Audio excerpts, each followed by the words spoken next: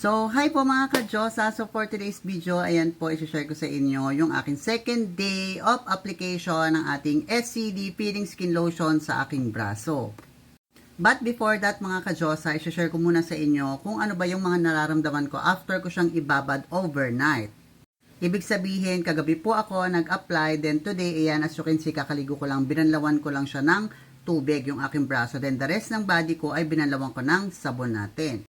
Para na rin dun sa ating mga first time user, kung ano ba yung mga pwede nilang i-expect bago sila gumamit ng ating SCD Peeling Skin Lotion sa kanilang katawan. Dahil marami po ako nakikita na hindi pa rin po aware kung ano ba yung ating SCD Peeling Skin Lotion. Again, the SCD Peeling Skin Lotion is a rejuvenating lotion that we can use on our face and body. So, ibig sabihin, kung gagamit po kayo nito sa inyong mukha, meron po siyang rejuvenating process. So, kung gagamitin nyo rin siya sa inyong katawan, same thing, meron din po siyang rejuvenating process. Ibig sabihin ay, nagre-rejuve po tayo ng ating katawan. So, yun na nga mga ka-Diyosa, before ako mag-apply, share ko sa inyo kung ano ba yung nararanasan or nararamdaman ko ngayon. After ko siyang ibabad for the whole night kagabi.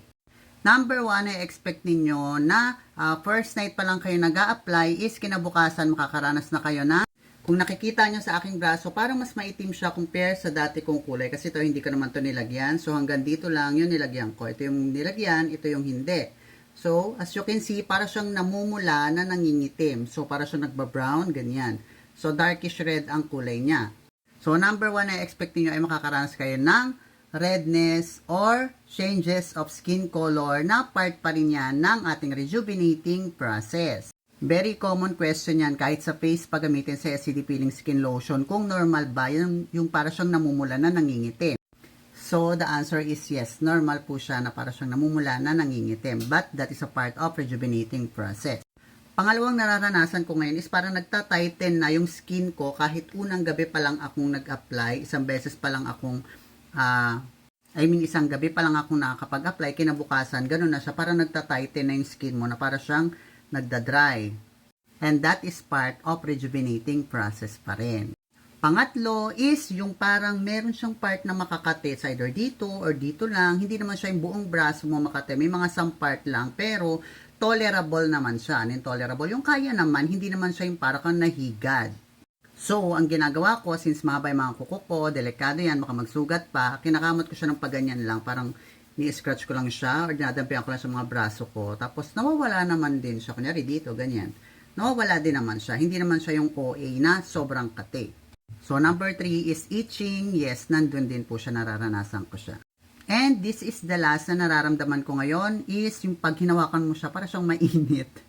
And kahit i-research nyo yan sa Google, that's still part of rejuvenating process, the burning sensation. So, kahit sa face, pwede nyo yang maramdaman. So, ayun, para siyang akalang may lagnat yung braso mo. Pero carry naman din, tolerable naman. And, however hindi lang ito yung first time kong gumamit nito. Disclaimer, doon sa mga bago nating followers, you can visit my TikTok account, RC Diyosa, or my YouTube channel, RC Diyosa. Ilang beses ko na po itong ginamit sa aking braso at binti, sa katawan, sa kilikili at sa mukha. Nataon lang na i-share ko siya sa inyo ngayon kasi gumagamit ako ulit for your awareness. So yes, yan yung apat na nararanasan ko ngayon after ko siya ibabad for the whole night. Yung redness or yung parang nangingitim na namumula yung skin natin, changes in skin color. Pangalawa, yung pagdadry ng skin natin at para siya nagta-tighten. Pangatlo is yung itching, may mga itching siya some part pero tolerable naman. And lastly is yung burning sensation. Yung akala mo parang mainit-init yung skin mo. So, yun yung honest review or honest feedback na nararanasan ko sa ngayon after ko siyang ibabad for the whole night sa aking braso. And now, I'll be doing my second day of application ng ating SCD Peeling Skin Lotion. Balik ako, patayin ko lang yung hair ko.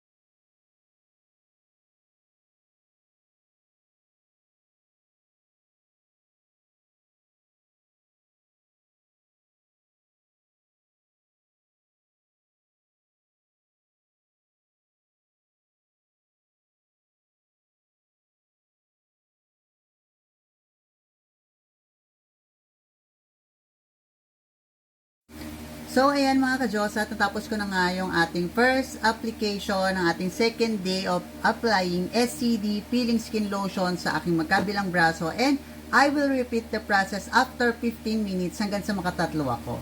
So, yun lang muna for today's video mga ka-Diyosa. Update ulit ako for the final result kapag nagpipil na yung aking braso after a few days. So, yun lang and have a great day po. Bye-bye!